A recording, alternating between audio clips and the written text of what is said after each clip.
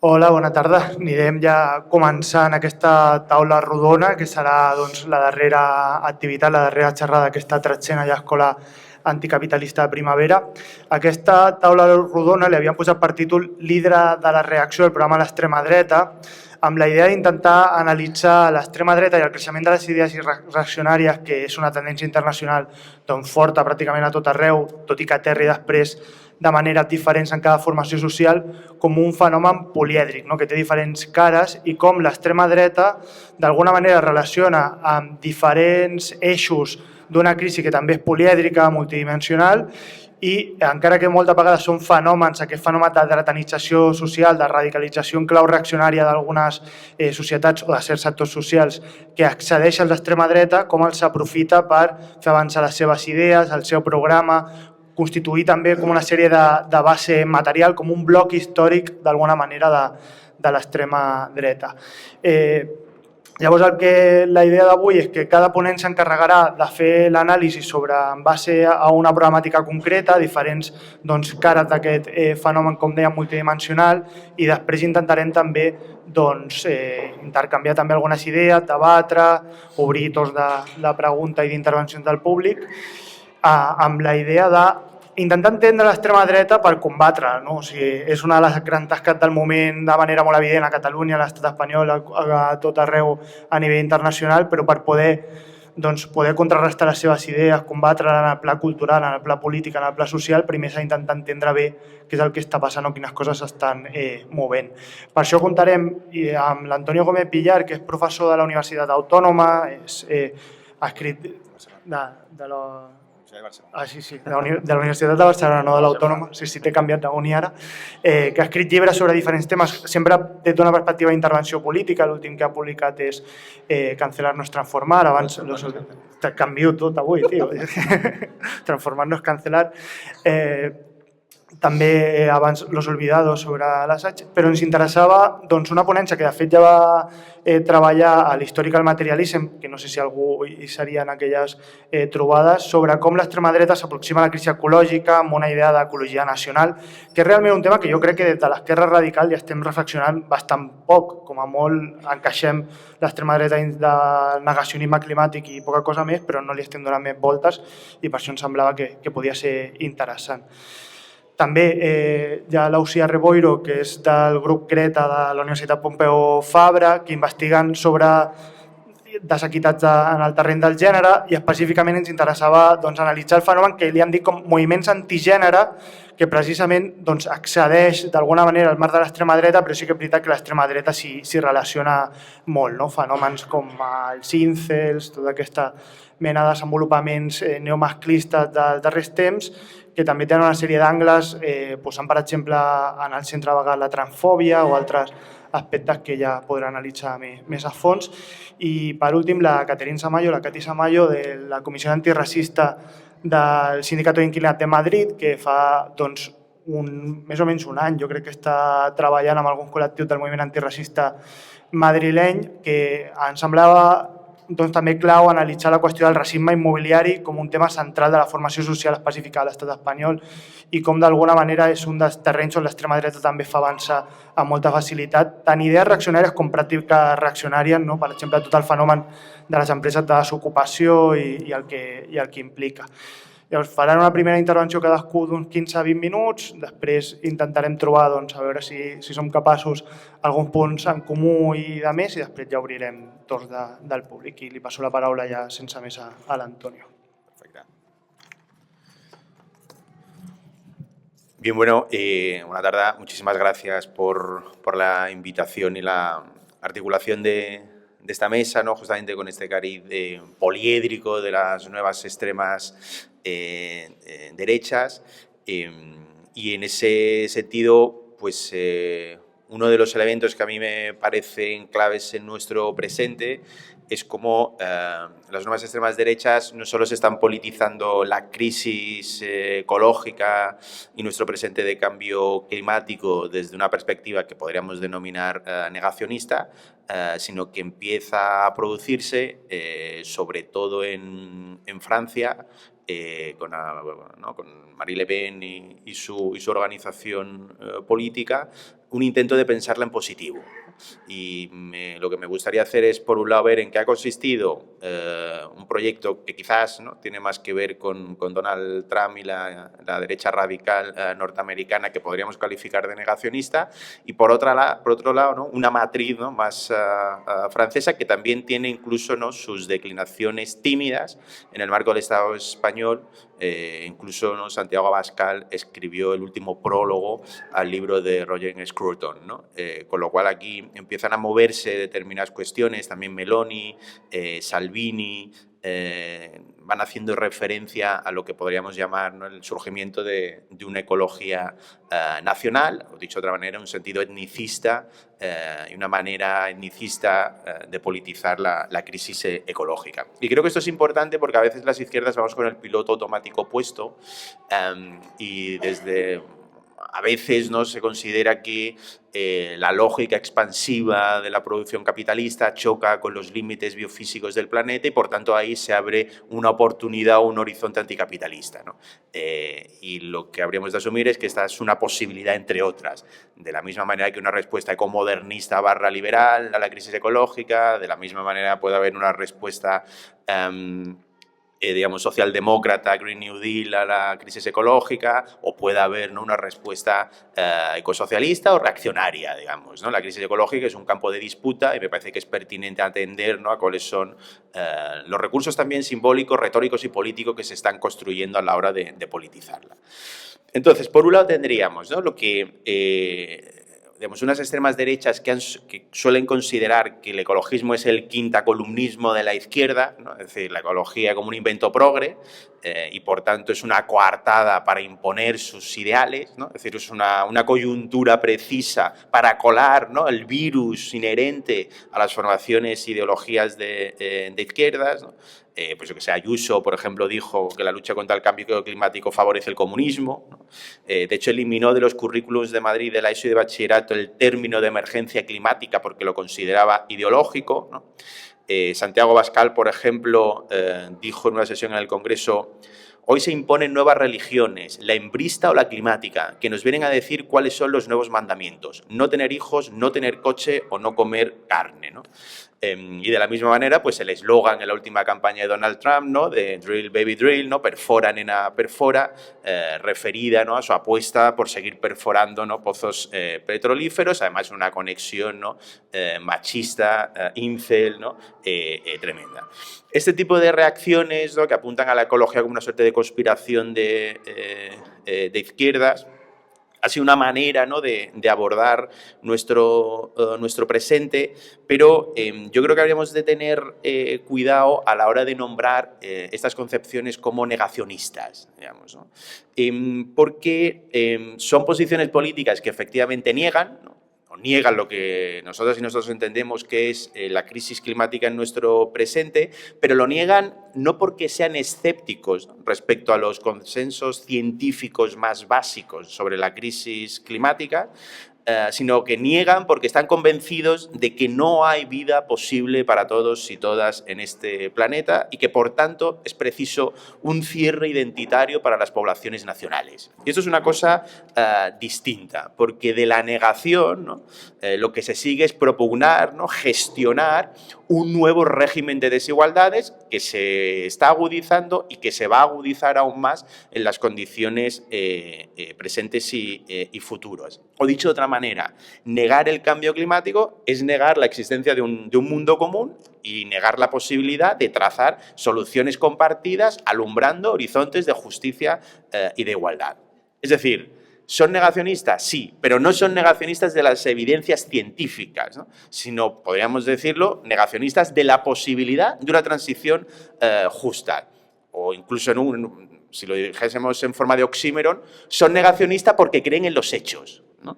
Es decir, que creo que es un error, ¿no?, pensar gente zumbada, loca, Hare Krishnas, ¿sabes?, viendo por ahí. Es decir, no es esta la gente a la que nos enfrentamos, sino que se proponen negar, pero porque se proponen ocultar la existencia del cambio climático, y no tanto su existencia, sino las regulaciones y las limitaciones necesarias para poder frenarlo. Es decir, no es un antagonismo entre creencia y negación, porque el negacionismo no niega, el negacionismo ignora, y no es lo mismo. Y no es lo mismo porque es una forma activa, ¿no? Es una forma afirmativa y no negativa de enfrentar la lucha ecológica. Tanto que no es que les lleve a la inacción, sino justamente a una manera reaccionaria de intervenir en nuestro presente.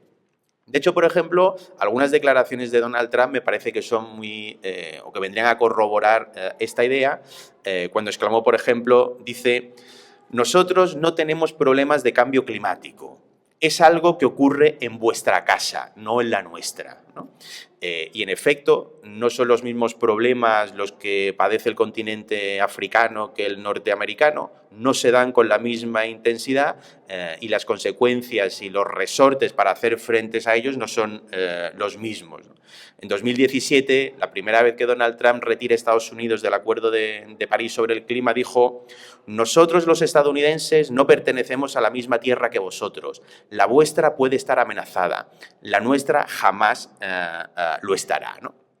Bueno, esta sería, por así decir, la versión Donald Trump, la versión negacionista, en el sentido que creo habríamos de darle al negacionismo. Pero la más inquietante, la más complicada, la más difícil y la que tiene visos, digamos, de adoptar cuerpo político es la segunda, ¿no? La segunda tiene que ver con la posibilidad de insertar la crisis ecológica en una visión esencialista de los pueblos, ¿no? Esta es la complicada. Y creo que esta segunda opción, quien mejor la ha articulado ha sido Marine Le Pen con su proyecto de ecología nacional.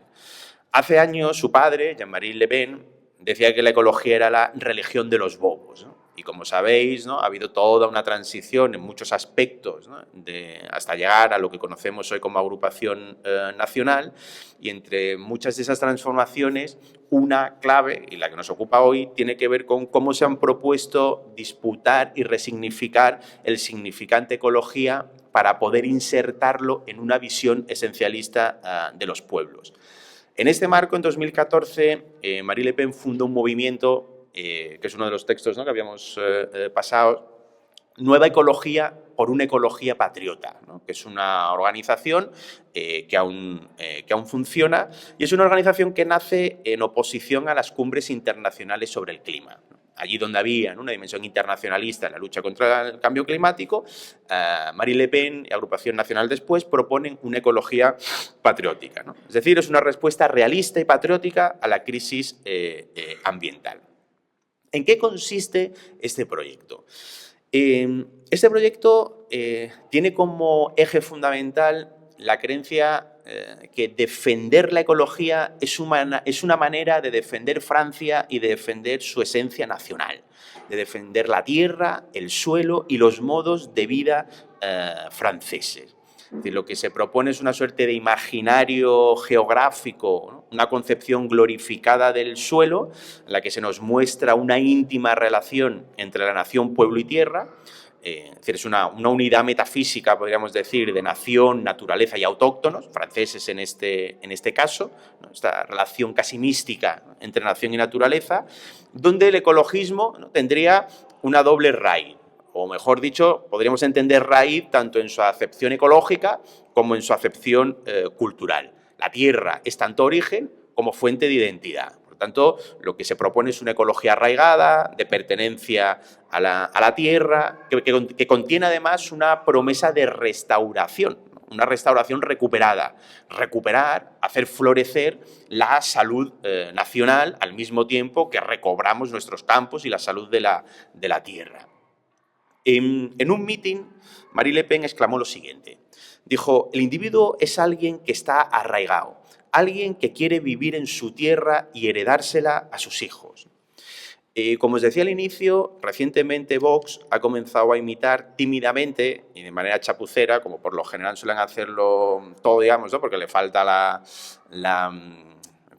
cosa francesa, es una cosilla más así digamos, neofalangista, ¿no? que le cuesta, con lo teórico no se va muy bien esta gente. Entonces, en esta cosa un poco torpe, ha empezado a imitar tímidamente este gesto y ha girado su discurso hacia un patriotismo verde, ¿no? Santiago Abascal, en el prólogo, tenéis el prólogo del libro de Scruton, hay en la versión española a este libro, Santiago Abascal hace el prólogo, o sea que esto ya me pareció un antes y un después, y en ese prólogo escribe lo siguiente. Dice sobre la ecología, Santiago Abascal escribe, no sé si él o que le haya escrito el prólogo, dice, el anhelo de legar a sus hijos y nietos una España con al menos tan rico patrimonio natural como el que han heredado sus padres y sus abuelos. Es un anhelo patriótico, ¿no? Este tipo de planteamientos, ¿no?, tanto en Vox, pero con mayor densidad, podemos decir, en Agrupación Nacional, es curioso porque solo asumen, ¿no?, del programa ecológico aquello que puede encajar en su ideario, es decir, aquello que les permite una defensa de la identidad nacional.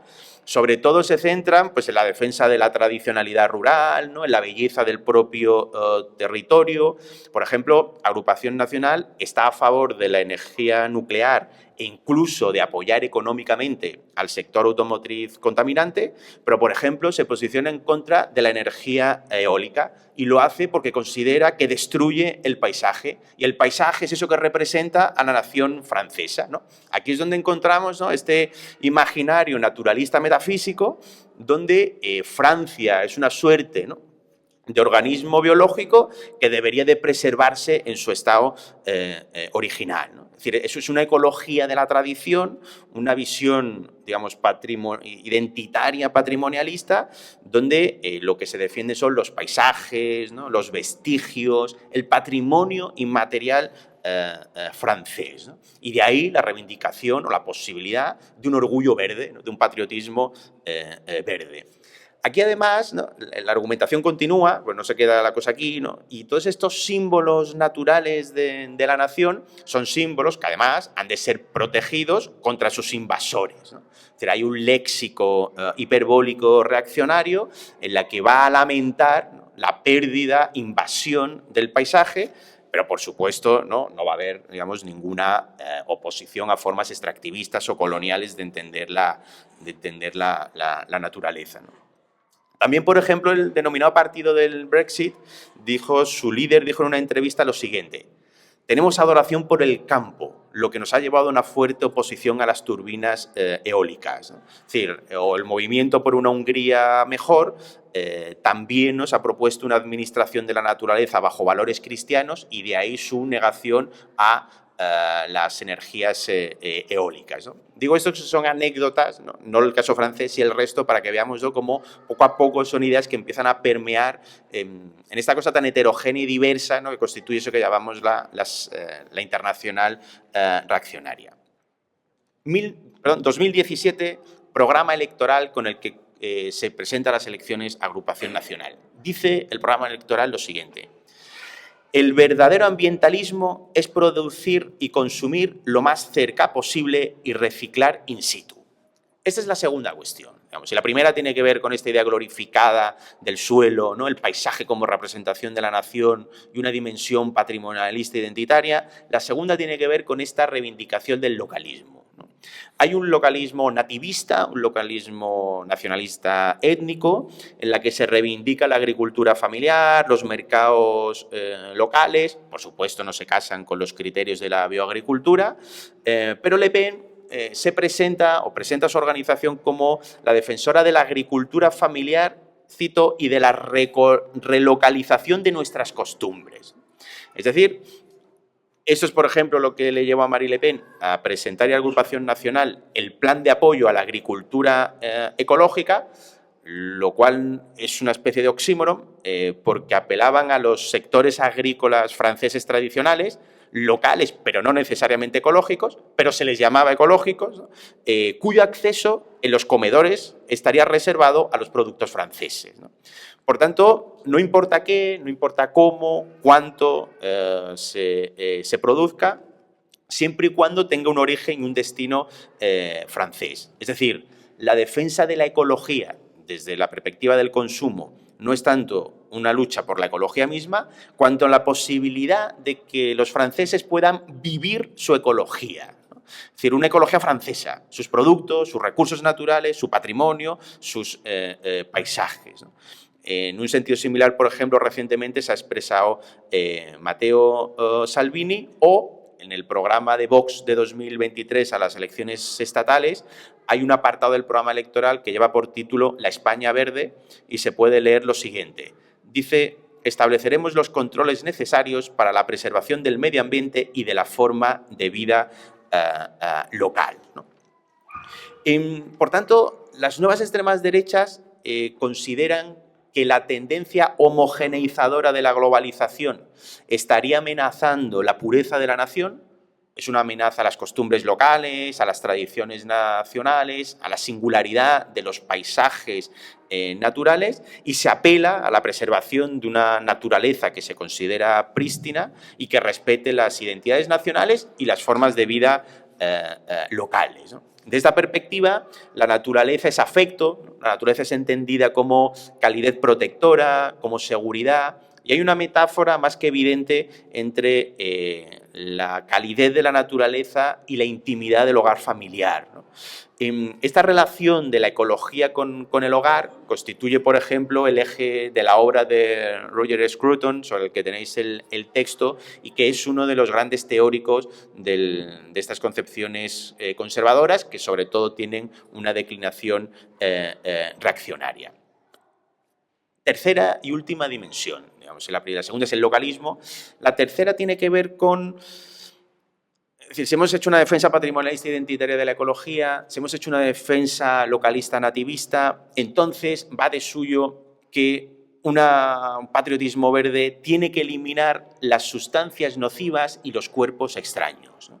Y por tanto, la batalla contra la inmigración es también una batalla medioambiental. Y aquí es donde viene uno de los quid de la cuestión. Hay un presupuesto, digamos, epistemológico incluso aquí encerrado, ¿no? Donde solo los nacionales pueden sentir su tierra. Digamos. Solo un nacional puede conectarse con su tierra. Por ejemplo, si... No os lo recomiendo, pero si vierais el Instagram de Santiago Abascal, hace unos meses comenzó a subir fotos a sus redes sociales y aparecía bebiendo agua directamente de un río. O sea, te lo juro, ¿verdad? Aparecía así como paseando por campos de trigo, ¿no? Y de alguna manera estas imágenes, lo que quería expresar Abascal es que estaba experimentando y sintiendo su nación. Esta es la idea. La política ecológica es siempre la política de la atención a un entorno natural concreto. Y esa manera de experimentar la nación es una manera de oponerse a las élites globalistas, que son élites homogeneizadoras, que son élites impatrias, ¿no? Que son élites que permiten la invasión de cuerpos extraños sobre el agua cristalina que yo bebo en el río de no sé qué. Vamos otra vez al programa electoral de Agrupación Nacional. Se puede leer lo siguiente. Dice, son las poblaciones unidas por la larga duración de su presencia en un territorio las que pueden reivindicar su complicidad con la naturaleza, que el nomadismo forzado y las migraciones masivas destruyen sin espalda. Es decir, ecología, por tanto, es sinónimo de protección de la patria, ¿no? Del cuidado de la casa propia frente a la contaminación que proviene de los inmigrantes y extranjeros. O como dijo Le Pen en una entrevista, a los nómadas no les importa el medio ambiente, no tienen patria. Es decir, la patria, lo local, constituyen dimensiones simbólicas que construyen un nosotros francés frente a los inmigrantes y, por tanto, es preciso preservar el localismo frente a la contaminación étnica. De hecho, el eurodiputado Herbert sostuvo que el modelo del nómada universal es un modelo depredador y lo sedentario es el modelo ecologista, ¿no? Por tanto, la globalización, la circulación de inmigrantes pone en peligro los paisajes, las costas, los bosques, las especies, porque vienen a destruir una forma de vida propia. ¿Qué es lo que se sigue de aquí? pues lo que se sigue de aquí es que las fronteras son el mayor aliado del medio ambiente, ¿no? Solo a través del establecimiento de fronteras rígidas y férreas podremos salvar el planeta, con lo cual la defensa de la ecología es incompatible con una política de aperturas de fronteras, naturaleza y nación, ambas limpias, por tanto, no contaminadas ni de elementos extraños ni de cuerpos extranjeros, ¿no? Si Le Pen, por ejemplo, como decía antes, se muestra favorable a la inversión en energías renovables, es porque quiere hacer a Francia independiente, ¿no? De todas aquellas instancias externas europeas que le envían su ideología. Frente a los ecologistas que ponen en peligro, ¿no?, la forma de vida francesa a través, cito, del terrorismo climático y la ecología punitiva, estas organizaciones, en el fondo, están tratando, ¿no?, de desestabilizar, o perdón, mejor dicho, piensan que los fenómenos migratorios son fenómenos de destabilización cultural, pero que en nuestro presente son también fenómenos de perturbación ecológica, y que lo ideal es que cada raza ocupe su entorno cultural. Por tanto, los inmigrantes habrían de volver a su tierra, a sus raíces, a su entorno natural, porque hacer frente al cambio climático y a la inmigración van de la mano en sus propuestas programáticas. Y esto, en nuestro presente, lamentablemente, tiene una fuerza política tremenda. Y dicho esto, pues lo dejo aquí.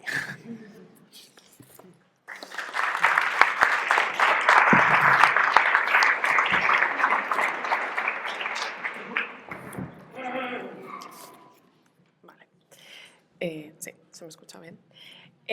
Bueno, en primer lugar, muchas gracias por estar aquí y por la invitación, que no lo había dicho antes. Bueno, yo vengo a hablar un poco de los movimientos antigénero y a presentaros un poco qué... Vale, sí, ahora sí. Y un poco de que viene muy a raíz, ¿no?, de estar tomando notas, ¿no?, porque hay muchas cosas que son comunes y es muy interesante poder verlo y poder ponerlo en común. Entonces, comenzando por el principio, creo que lo primero que deberíamos hacer, así como muy de... un poco muy como de investigación, ¿no?, y es responder la pregunta de qué son los movimientos antigénero, ¿no? Entonces, desde la academia, bueno, el concepto de antigénero es un concepto que surge de la academia, de la investigación académica, y se refiere a todas las movilizaciones, a las campañas y las organizaciones que surgen durante los 80 y los 90, tanto en Europa como en América Latina, y cuyo objetivo principal y su origen y su base de desarrollo es la oposición activa a la igualdad de género y a los derechos del colectivo LGTBIQ+. Es decir, con una oposición clara a cualquier tipo de acción que refuerce o que dé derechos humanos básicos a estos colectivos, ¿no? Es decir, estaban en contra y siguen en contra de cosas como el matrimonio igualitario, el aborto, los derechos sexuales y reproductivos en general, el reconocimiento de la violencia machista, es decir, todo lo que podemos englobar y entender por igualdad de género y derechos del colectivo LGTBIQ+. Lo que es interesante de estos movimientos, y creo que también es por lo que estamos hablando tanto ahora, es que tenemos la certeza que están formando parte de todos estos procesos de desdemocratización que estamos viviendo tanto en Europa como en América Latina como en Estados Unidos, y sobre todo que son actores fundamentales en este crecimiento de las divisiones y las desigualdades sociales. Estos movimientos que podemos pensar, para ya ir aterrizándolos un poco, podemos estar pensando en actores como Citizen Go y Hazte Oír, por ejemplo, también en la Heritage Foundation o en, por ejemplo, el Congreso Mundial de las Familias. Son algunos nombres que igual nos suenan de verlos en el telediario, o sea, no de mucho más, porque tampoco antes eran mucho más conocidos. Forman parte de este movimiento que está altamente cohesionado. Y que tiene una fuerte dimensión transnacional, es decir, tiene una red de contactos muy fuerte, están muy relacionados, están muy vinculados entre ellos, a pesar de que están un poco esparcidos por el mundo, ¿no? Así todo, a pesar de esta fuerte carácter internacional, esta red transnacional, tiene una capacidad y es por donde conecta mucho con los partidos populistas y de extrema derecha, tiene una fuerte capacidad de adaptarse muy bien a los discursos locales. ¿Y eso qué quiere decir? Que allá donde se ubican y donde surgen y donde crecen tienen una gran capacidad de movilización y también esa movilización viene de una gran capacidad de identificación de issues que hay en el territorio, ¿no? Y, por ejemplo, un poco lo que inicia esta investigación sobre qué son los movimientos antigénero es la Manif pour Toi, perdonad mi francés, que surge en el 2012 en Francia para oponerse al matrimonio igualitario. Por tanto, vemos que es precisamente, ¿no?, esa capacidad de identificar issues en el territorio lo que los hace tan potentes. De hecho, Sonia Correa habla de que los movimientos antigéneros tienen esta figura de la hidra, ¿no? Es decir, tienen muchas cabezas y da igual cuál cortes porque van a seguir saliendo, ¿no? Entonces, estos movimientos surgen en los 80 y los 90 ¿y de dónde surgen? Es interesante saber sus orígenes porque son fundamentalmente vinculados al Vaticano y a la Iglesia Católica. El Vaticano y la Iglesia Católica durante los 80 y los 90, ya antes hay actores que ya escribían antes y personas a nivel individual que ya empezaban a escribir sobre estos temas. En los 80 y los 90 identifican que están perdiendo el monopolio de control sobre los derechos sexuales y reproductivos, bueno, lo que ahora llamamos los derechos sexuales y reproductivos, pero el control sobre todo sobre lo que es la familia, la definición de la familia y la definición de los derechos humanos. Entonces se dan cuenta que están perdiendo este control, que hay ahora mismo otros actores que están entrando también a definir qué significa la familia, qué significan los derechos, y comienza una ofensiva discursiva muy concreta para frenar estos avances. Así y todo, tenían un origen religioso y vinculado a la Iglesia Católica, pero a día de hoy esto ya no es así o no es así exclusivamente. Es decir, sí que hay una fuerte influencia de la Iglesia Católica. Creo que estoy haciendo fatal lo del micro, pero bueno, perdonad.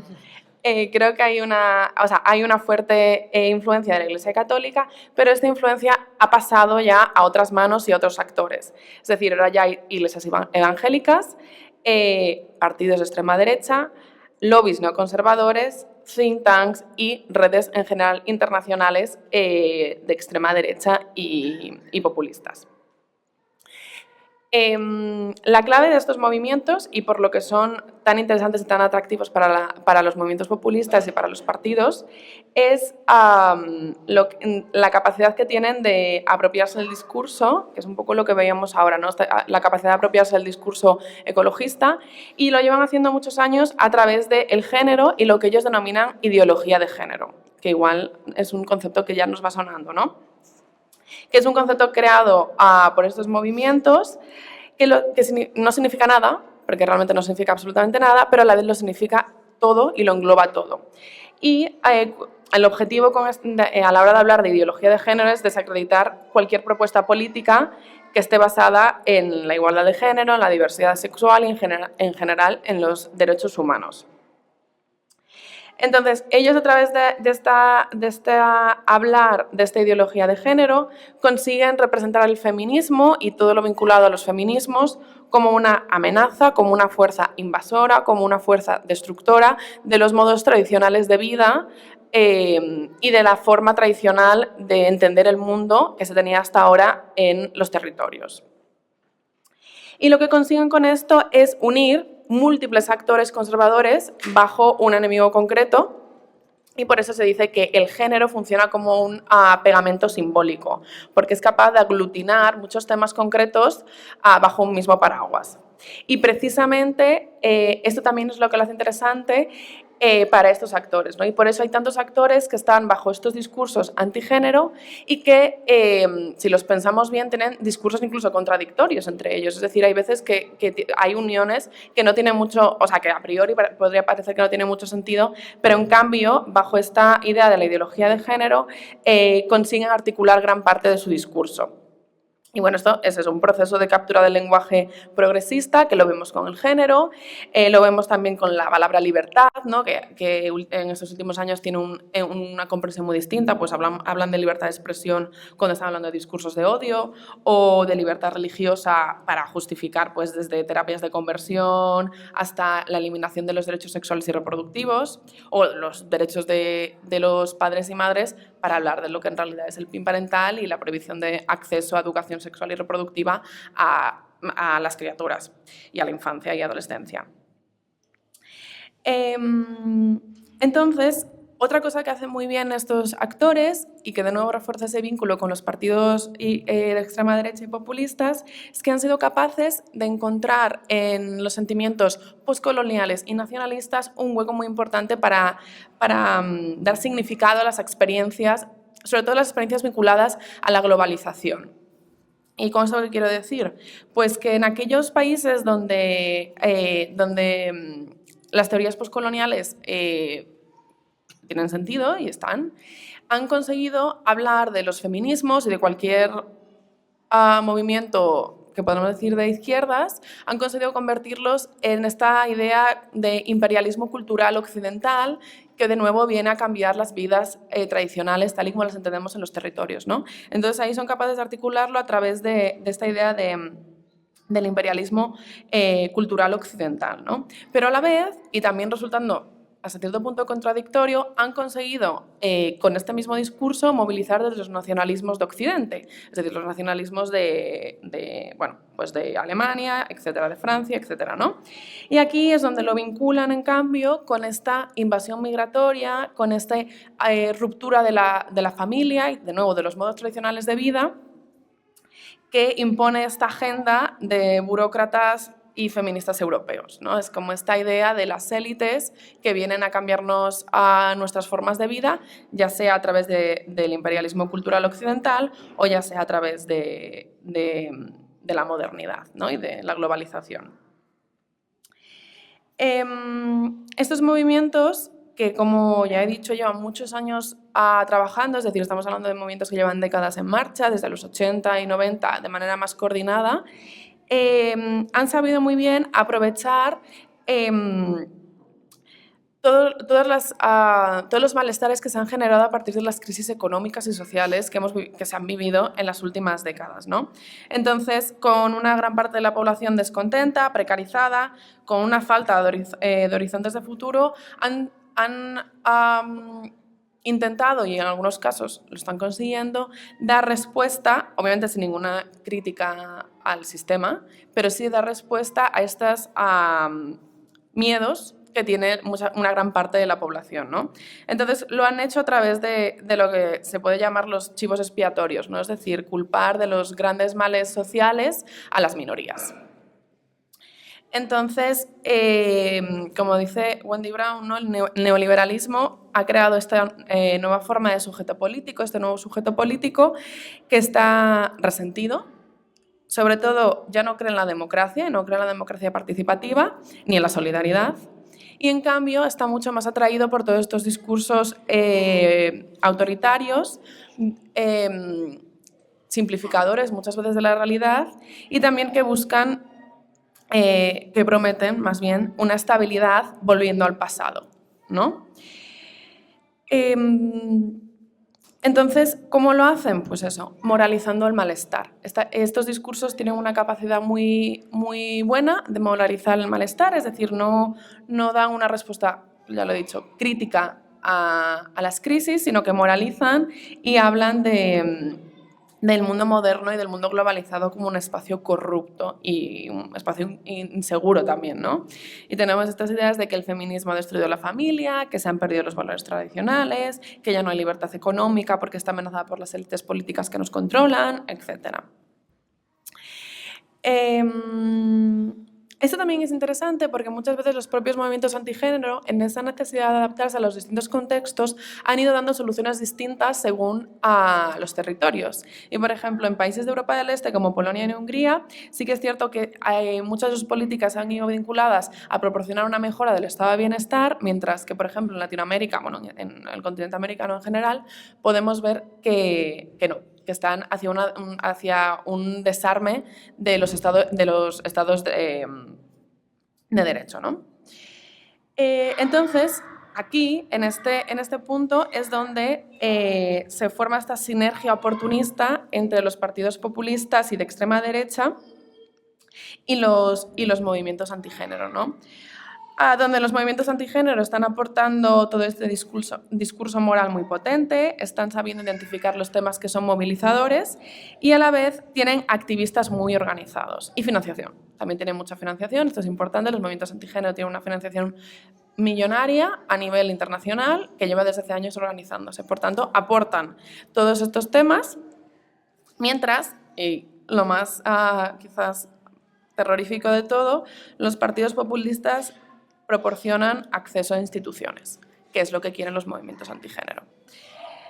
Aparte de recursos públicos y visibilidad mediática. Y todo esto a pesar de que son muchos actores y que tienen contradicciones internas, pero consiguen, ¿no?, a través del género como este pegamento simbólico. Y ya acabando, creo que es interesante, y esta reflexión, y me gustaría acabar con ella, porque desde la explicación de dónde surgen estos movimientos, muchas veces estamos pensando en ellos, sobre todo los movimientos antigénero, desde la teoría del backlash, ¿no?, de la reacción. Es decir, estos movimientos son una reacción al movimiento feminista. Estas explicaciones, que vienen muy de la mano de los estudios de los movimientos sociales y que sobre todo hablan del antifeminismo, que el antifeminismo es todo esto que podemos pensar más a la hora de pensar en la manosfera, en, ¿cómo se dice?, en Men Going Their Own Way, todos estos grupos online, y también de padres que defienden sus derechos hacia sus criaturas, etc.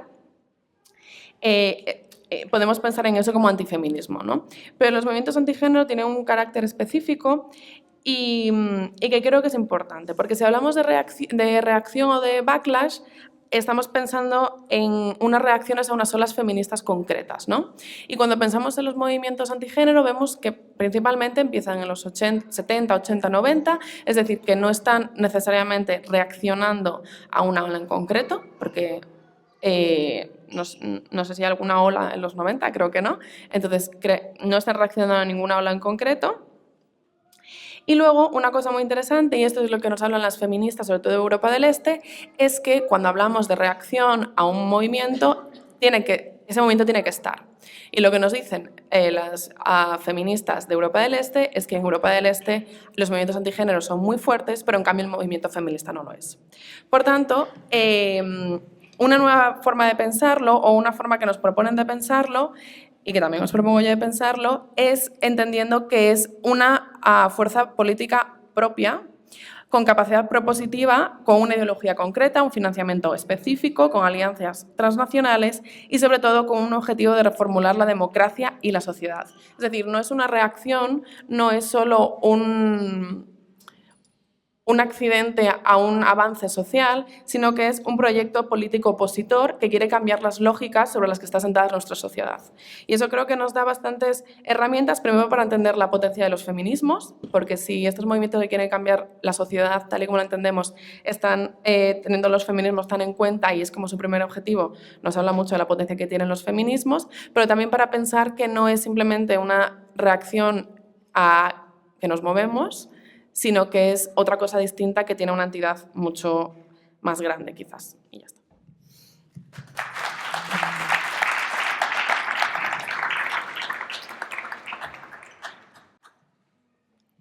Bueno, muy buenas tardes para todos. Muchas gracias por la invitación. Mis compañeras, súper bien. Quisiera empezar. Yo voy a hablar un poquito más acerca sobre el racismo, en el rentismo, en la vivienda y cómo esto atraviesa un poco más y cómo se instrumentaliza, cómo la instrumentaliza la extrema derecha. Al principio creo que mi compañera habló algo como súper importante, es que cuando se generan estos problemas en la vivienda o problemas sociales en general, se busca un chivo expiatorio. Y eso puede ser, y eso siempre es la otredad, la persona diferente, en lugar de señalar al verdadero conflicto. Y el racismo, en primera medida, no es una grieta en el sistema, es uno de los pilares fundamentales en los que se sustenta el capitalismo por ende todas las explotaciones. Y la vivienda, como derecho supuestamente universal, es una de las trincheras que constituyen esta violencia universal que se vuelve cada vez más evidente. Primero, me gustaría como repartir esta intervención en tres grandes bloques. El primero sería el racismo inmobiliario y la exclusión habitacional. En el caso de, bueno, cuando empezamos a tener un acceso a la vivienda, sabemos que todas y todos tenemos en este momento bastantes problemas con acceso a la vivienda, pero no tenemos los mismos problemas. O sea, el acceso de la vivienda, igual que en muchas situaciones, no es igual para todas. Para las personas racializadas inmigrantes es una cuestión muchísimo peor. O sea, sino una experiencia bastante violenta, y no solamente a partir de las empresas privadas y las inmobiliarias, sino de una manera institucional, porque no solo lo fundamenta, sino que también lo encubre. En el informe de Provivienda de este año salió de 7 de cada 10 inmobiliarias aceptan prácticas de discriminación racial. Incluso había casos donde no te dicen, bueno, tú no, por ser una persona racializada migrante, o simplemente por tener un nombre no canónicamente español en este caso, sí que lo hacen de una manera indirecta. Entonces, directamente, 7 de cada 10 aceptan que lo hacen de una manera indirecta, y aún así el resto lo hacen de una manera indirecta. Y el 81.8% de las inmobiliarias aplican estrategias de discriminación encubierta. O sea, te miran el acento, el DNI, el NIE, que cuánto ganas, y no solamente es un escrutinio bastante más insistente en estos casos, sino que las exigencias también empiezan a subir. Ya al ser extranjera, pues ya ni siquiera te muestro el piso, o me tienes que pagar para mostrar el piso, o tienes que pagarme el doble de fianza, o el triple, o 4 veces. No, y bueno, y al no cumplir los requisitos, porque está claro que las personas racializadas inmigrantes están dentro de las economías más explotadas y más precarizadas, empieza a ver todo lo que tiene que ver con los alquileres irregulares. Entonces, al tener, o sea, como una pescadilla que se muerde la cola, son lo que más caro les sale la vivienda. Yo he conocido personas que pagan 1.000 euros por una habitación en pésimas condiciones, o sea, pero que no es un caso aislado. Entonces, o sea, en el sindicato nos llegan, y no solamente casos extremos como 1.000 euros una habitación sin contrato, sino 1.000 euros una habitación por cada una de las 4 personas que vive allí. Entonces es como una cosa irrisoria, que en este momento como que no podríamos imaginarla, pero es una cosa que es diaria y le pasa a nuestras compañeras todo el tiempo. Y todas estas expresiones sistemáticas de racismo impiden los derechos a la vivienda. Y bueno, y la vivienda entonces se convierte en un instrumento de jerarquización racial, de discriminación por las personas que tenemos un acento diferente, un nuevo migrante, un NIE, un pasaporte no europeo, o un pasaporte de cualquier parte del sur global. Somos impulsadas a una precarización aún mayor.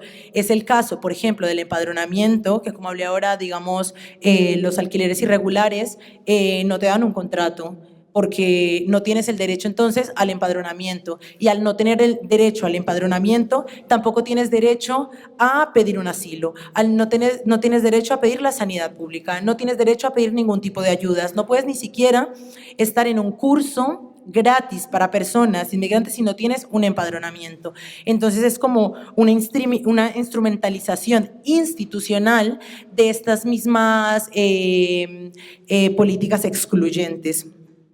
Y cuando hablamos de este racismo inmobiliario, no solamente hablamos de las inmobiliarias, sino la vivienda en general, como una forma cotidiana y violenta o sea, por ejemplo, ahorita no sé si está como muy sonado que muchos influencers empiezan como a llamar a una inmobiliaria y dice, bueno, necesito ver el piso. Dice, vale, ¿cómo te llamas? Como le des un nombre extranjero, ya dice, no, está alquilado. 2 segundos después llamas con un acento, con un nombre canónicamente español y ya te dicen, claro que sí, ¿cuándo quieres venir? Entonces es como una cosa bastante chistosa de lo preocupante que es.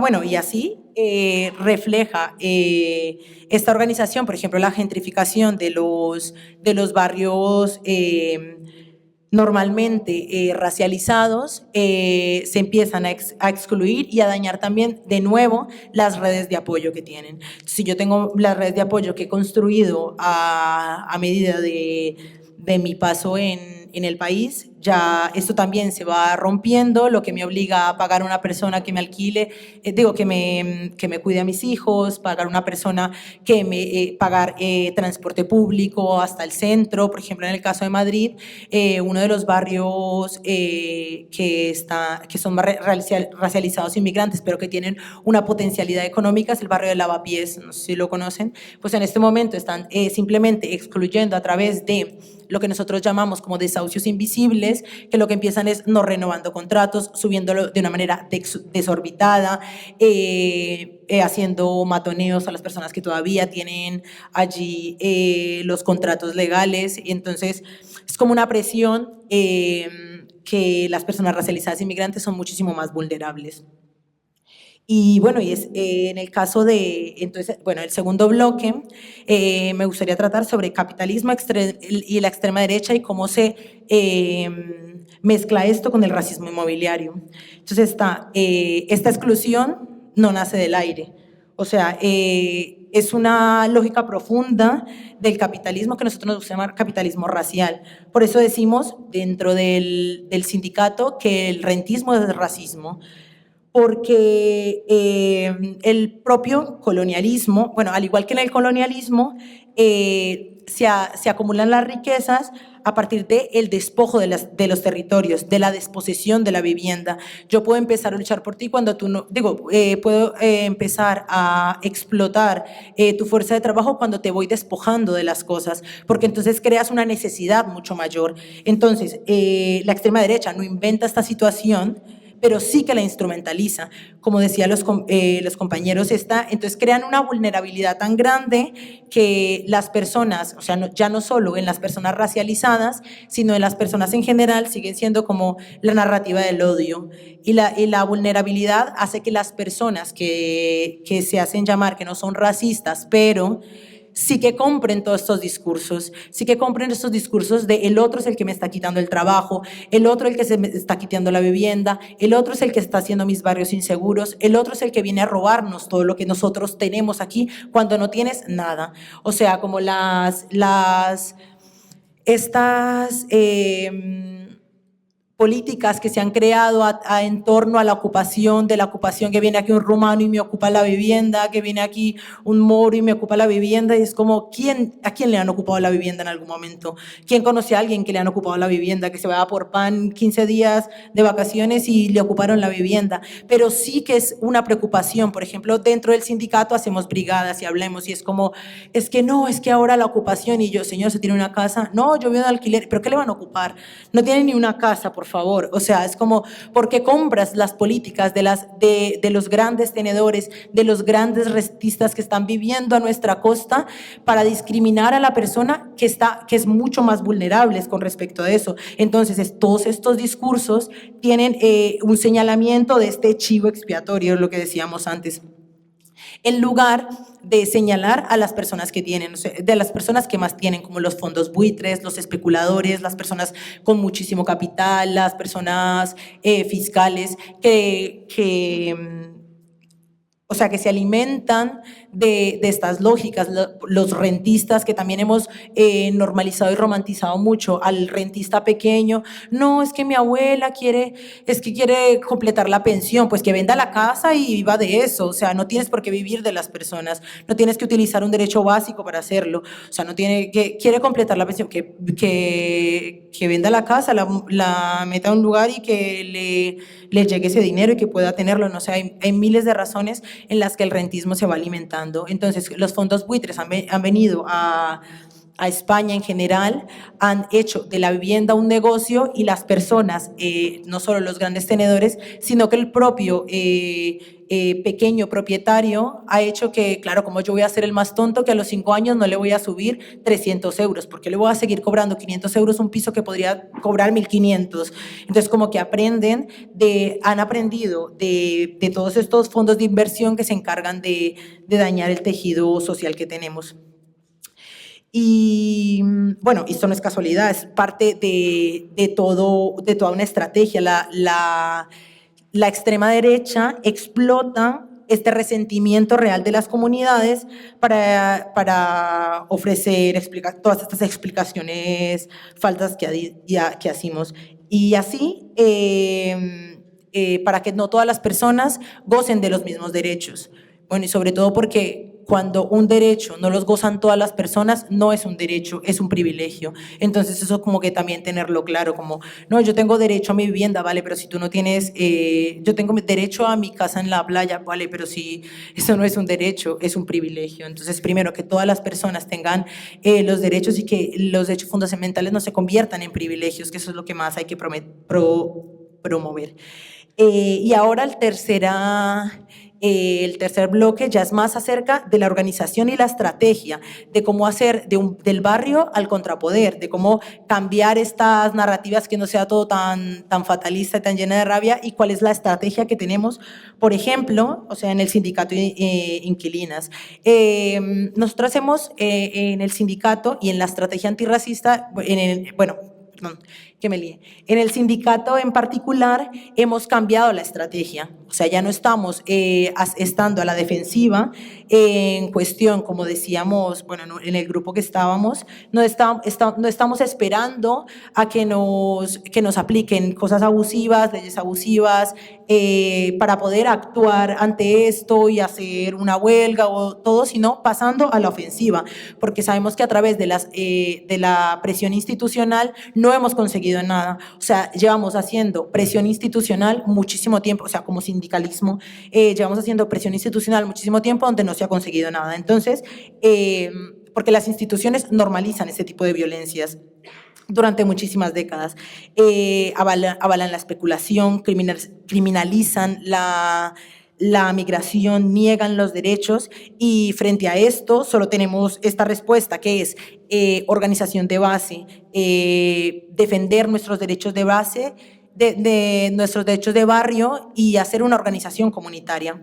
Por ejemplo, uno de los ejemplos más importantes de esta lucha comunitaria, esta lucha de base, sobre todo en la vivienda, es en Las Paz, por ejemplo, la plataforma de afectados por la hipoteca, que fueron lideradas, pero esto, o sea, como que no se habla tanto, pero fueron lideradas por mujeres, sobre todo latinoamericanas y migrantes, que se cansaron porque en el boom, cuando empezó a caer todo el boom de la vivienda y empezó la crisis, las personas más afectadas fueron las personas migrantes, y como decía la compañera antes en la charla, las personas migrantes que migraban desde América Latina eran sobre todo mujeres que habían construido aquí su vida, mujeres que le dieron una hipoteca, mujeres que tenían sus casas aquí y que les dijeron, bueno, pues ya no puedes pagar, porque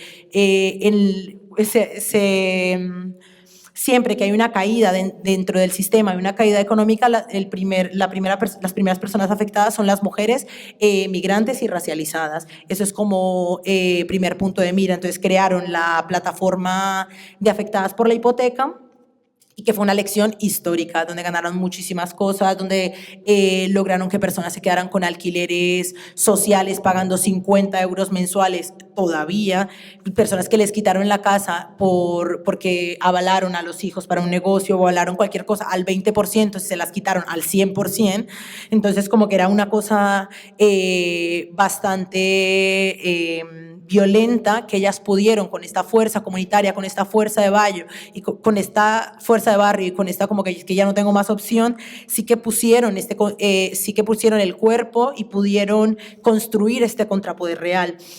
Y este poder, claro, este contrapoder que no se basa en el privilegio, porque ya no tengo nada que perder. O sea, el problema de las personas cuando luchan a través del privilegio es como, yo lucho pero como hasta aquí porque tengo mucho más que perder que ganar, pero hay gente que no tiene nada que perder, entonces también como que a invitar más a luchar más allá de este privilegio y a reconstruir y a humanizar las luchas y a entender empático que no todos luchamos desde el mismo escalón. Por eso, sabiendo que no todas luchamos desde el mismo escalón, creamos la estrategia antirracista dentro del sindicato de inquilinas, porque sabíamos que no podría ser solo mencionar, hay racismo institucional, sino que tendría que ser una de las bases del sindicato para identificar el racismo dentro de la vivienda, visibilizarlo y organizarnos contra él, porque todas las personas migrantes para que todas las personas migrantes y racializadas conozcan las herramientas que se han podido hacer, porque muchas personas, por la misma explotación del sistema y por los propios trabajos precarizados, no pueden militar. Por eso la mayoría de colectivos sociales y la mayoría de asociaciones en España son mayoritariamente blancas y de personas privilegiadas. Entonces sí que es muy importante no solo tener en cuenta, sino no solo a las personas racializadas, ponerlas a luchar por sus derechos raciales. Para que las personas migrantes sientan este apoyo a la comunidad, para construir alianzas con otros colectivos. Desde el sindicato entendemos que, por ejemplo, hay muchos colectivos antirracistas con los que estamos trabajando. Está el sindicato de manteros, están los sindicatos de trabajadoras de hogar y de los cuidados, las Kellys, que son camareras de hoteles, son personas que sabemos que no pueden venir a las asambleas porque tienen unos horarios totalmente diferentes, pero como sus horarios son iguales, ellas se han sindicalizado en sindicatos de bases antirracistas. Entonces lo que estamos haciendo somos nosotros como sindicatos acercarnos a través de estas sabidurías de la vivienda que tenemos, todo lo que hemos podido aprender, y acercarnos a darles estos conocimientos y a compartir el conocimiento que ellas tienen para nosotras crear nuevas estrategias dentro de la organización en este momento bastante fuerte que tenemos. Para también hacer formaciones antirracistas, asesoramientos y sobre todo luchar juntas por el mismo objetivo, que es que sea un Estado de Derecho. Porque no queremos sobre todo sindicatos blancos que ignoren el racismo. Queremos un movimiento que se combata desde raíz y sobre todo tener en cuenta que no solo las personas racializadas tienen que luchar por el antirracismo, porque si no nos volvemos tókenes, entonces se empieza a tokenizar a las personas racializadas, y no solo eso, sino que se empieza a haber un agotamiento colectivo. Si yo llego a un colectivo blanco y yo siempre soy la que tengo que estar dando el cuerpo y la lucha por el antirracismo, pues yo ya no vuelvo, porque es que me agota muchísimo y ya tengo muchísimas cosas más en las que hacer. Entonces, concienciarnos que cuando haya, ataques y luchas racistas, no solamente deben ser de las personas racializadas, sino de todas. Entonces, la estrategia es clara: visibilizar el racismo estructural, organizarse colectivamente y transformar el conflicto, en fuerza. No basta solamente, como dijimos antes, con resistir, sino hay que construir y pasar a la ofensiva. Al final, cierro con una frase. Dice: frente a un sistema que nos quiere aisladas, culpables y divididas, respondamos con comunidad, organización y lucha, porque el antirracismo no es una opción. El anticapitalismo será antirracista o no será. La lucha por la vivienda y la lucha antirracista deben caminar juntas, golpeando al mismo enemigo. Gracias.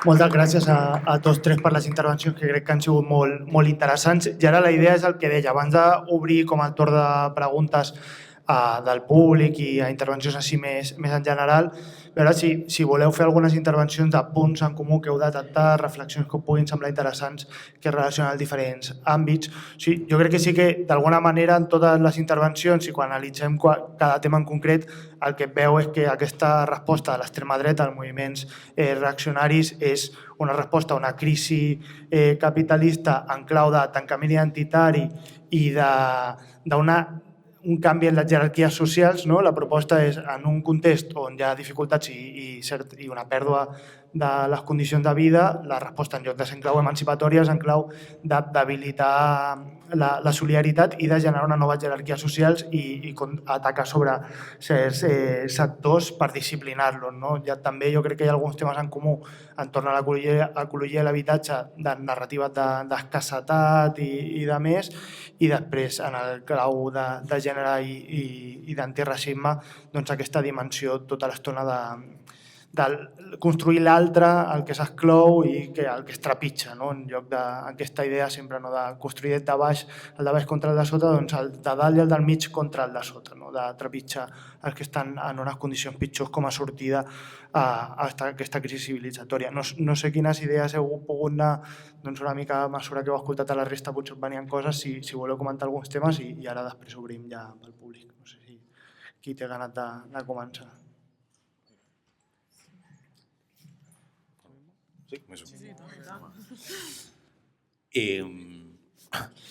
Bueno, pues muchas gracias a las compañías por las reflexiones compartidas. Yo quería hacer una primera intervención. Algo que me parece interesante, esta reflexión que hacías sobre que el antifeminismo no es una reacción, o no solo es una reacción, sino que tiene fuerza propia, ¿no? Que de alguna manera se entiende también desde una dimensión más autónoma, ¿no? si se quiere. Entonces yo, pues es una pregunta. Claro, no sé si efectivamente no nos encontramos ante un antagonismo claro, digamos, entre dos polos, ¿no? Coherentes, en disputa, pero sí en qué medida no es una reacción tanto a un movimiento u otro, ¿no? Al que se le convoca a un campo de boxeo, pero sí, obviamente, creo, ¿no? que tiene que ver con una serie de transformaciones, ¿no? Sociales, culturales, que obviamente tienen su origen en las disputas y en los logros del movimiento feminista, en el sentido de que pues en esas transformaciones pudiera haber en cierta base social que constituye, ¿no? Digamos, la base social de las extremas derechas o la capacidad de politización de las extremas derechas sobre determinadas incapacidades o crisis de identidad de determinados sectores de mantener una posición masculina, etcétera, donde quizás digamos, esa crisis de identidad no se conecta tanto, ¿no? Como causa-efecto, y porque hay un movimiento feminista, entonces yo ahora he perdido y tal, y por tanto viene la extrema derecha y me otorga un estatuto superior en términos de género frente a quien me lo quiere quitar. Efectivamente no ese es el marco claro y distinto, pero y la pregunta es, si no es una reacción a un otro concreto, sí que hay una reacción, por así decir, a un clima, sí que hay una reacción a un cierto sentido común, ¿no? Que se ha construido de manera mucho más porosa, mucho más caótica, mucho más fragmentaria en determinadas capas de la población y en determinadas capas masculinas, que tiene que ver como con esa crisis de identidad, donde hay un intento, ¿no? Por parte de estos sectores reaccionarios de otorgar un estatuto simbólico masculino superior y de restaurar, ¿no? Como planteabas, formas originarias o antiguas de entender los vínculos, los afectos, las familias, etc. No sé, digamos, en esta, ¿cómo lo ves o qué piensas de eso? Sí, o sea, yo creo que la idea de plantearlo no como una reacción es también, viene un poco de esta idea de que no es una cosa como minoritaria o que se construye solo a partir de, sino que tiene una entidad de movimiento político y de que tiene la intención de darle nuevo significado a a consensos sociales que ya habíamos logrado, por así decirlo. Entonces, está claro que están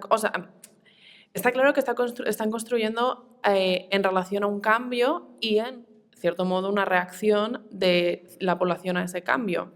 Pero creo que también lo que es interesante es que y yo creo que también un poco es lo que la cronología nos permite ver, es que lo que han sabido para impulsar sus discursos es aprovechar los tiempos.